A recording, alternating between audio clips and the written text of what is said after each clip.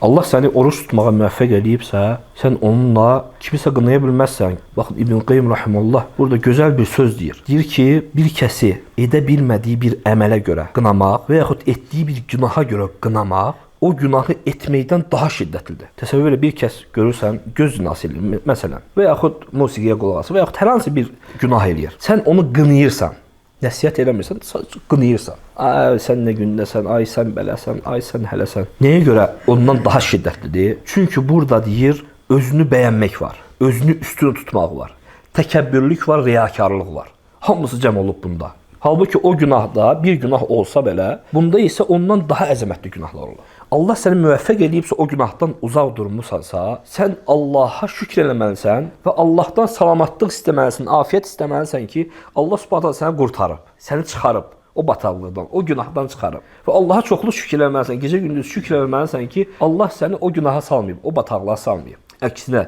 səni doğru yola yönəldib, oruç tutmağa yönəldib, günahdan uzaq durmağa yönəldib, gecələri durub ibadət etməyə yönəldib, buna görə çoxlu şükür eləməlisən. Çünki bu Allahın sənə olan bir nemətidir. Buna görə kiməsə minnət, Allaha minnət edib, başqalarını qınamağa ehtiyac yoxdur. Allahdır bizə bu rozini verən. Elm özü də rozidir.